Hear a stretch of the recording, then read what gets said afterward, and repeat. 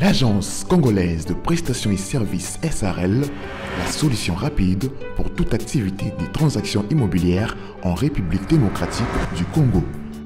Vente, achat, gestion, estimation, mise en location des biens meubles et immeubles, contactez-nous au plus 243 85 27 79 630. Vous avez une parcelle à vendre, un terrain, une villa, une concession, un bureau et un appartement à vendre ou à louer, contactez-nous au plus 243 85 27 79 630. La CPS SARL est la première société et grand réseau spécialisé dans la vente et l'achat des biens immobiliers. Pour plus d'informations, visitez-nous sur le www.acpssarl.com. Agence congolaise de prestations et services SARL, votre agence de proximité. Hello la famille, hello Ibotanangaï, bonjour tout le monde. Awa tozwami na commune ya Kalamu, donc toza na Yolo Sud, toza na Makadam. Toyekotala lupango moro awa, isa en tout cas torosepela nango mingi. Ils ont vraiment très bien, emplacement est bien. Donc, awa tout ça, non loin, il y a Makadam Kimwenza. Donc, comme Makadam Otobosani Mouké. Et awa to koti avenue. Donc, pour nous ça Makadam Yangoana. Et avenue Yangoyo, avenue, ils ont très bien, le pan, ils ont troisième parcelle na Makadam. Wana to Utuana, Kombo Tobosani. Mais je crois que Toko s'est renseigné sur ce Torozoa. Dans le pan on te kota la yango na droite awa. Le pan on te kota la yango na droite awa. Et awa tozwami na quartier Pindi. Donc quartier Pindi eza logo la ma campagne ya Yolo. Et le pan on te kota la yango ya kwe oyo. Donc voilà quartier ndenge ezali. Quartier za kitoko dans liboso lupango eza na asphalte.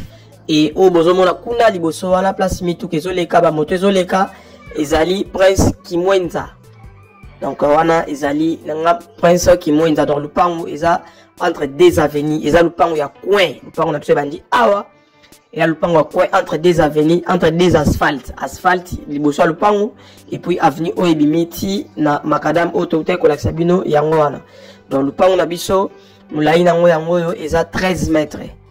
Mulai eza 13, eza le pango moro ya coin pour ba o ba lukaka ko somba le pango ya coin na Makadam na avenue asphaltée. Donc eza vraiment avenue yango eza asphaltée nde bozomona et yango awa dans le lupango eza 13 mètres de longueur et mukuse nango yeti awa voilà na portail oyo place qui vers ezali eza 5 mètres. Donc lupango eza 5 mètres sur 13. Na bandeli lupango eza 5 mètres sur 13 et awa tout motan ya rotala pe quartier ndenge ezali utali dans Makadam yangwana kuna liboso oizama waneza Makadam ya Kimwenza. Donc à côté mil boso ya lupango tozo la sa quartier ndenge ezali tozo kita ya ko se renseigner pour na ko yeba quartier ezandenge nini en tout cas awa so tongia appartement makambo ezali. Donc tala emplacement des ali lupango eza na meilleur emplacement entre deux avenues. Watoko tasiko na kati ya ndaku na kati ya lupango totana ndaku parce que lupango na biso eza na ndaku. Donc ndaku yango yo eza ndaku à deux chambres mai ezobima eza ndaku à deux chambres installation ya libanda. Donc bafutaka yango $250 Makadam yango wana bafutaka yango $250 le mois. Donc so sommet le pan oyo yeba que chaque fin du mois aux a $250 ya mbangu. Donc on a bandeli le pan la biso ezwami na quartier Yolo Sud na quartier Pindi.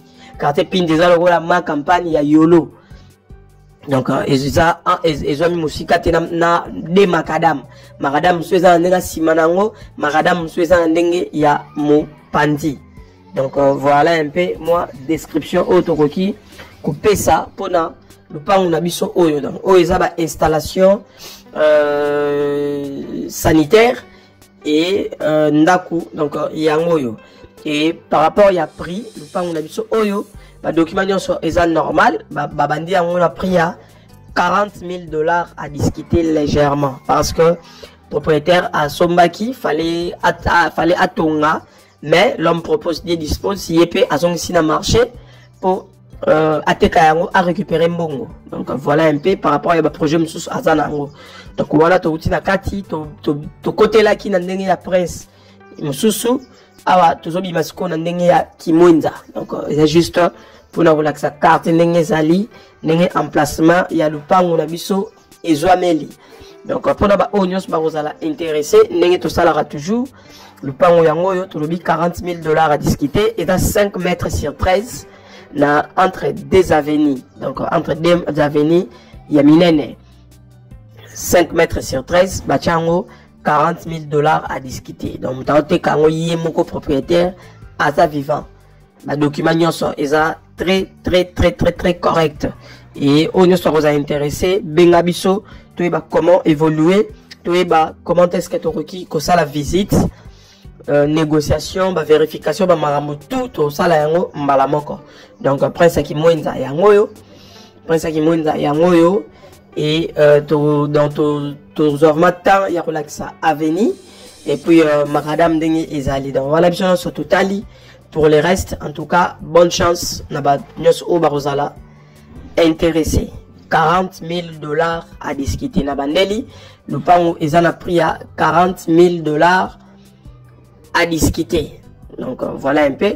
Bonne chance à tout le monde. Merci beaucoup. Bye bye.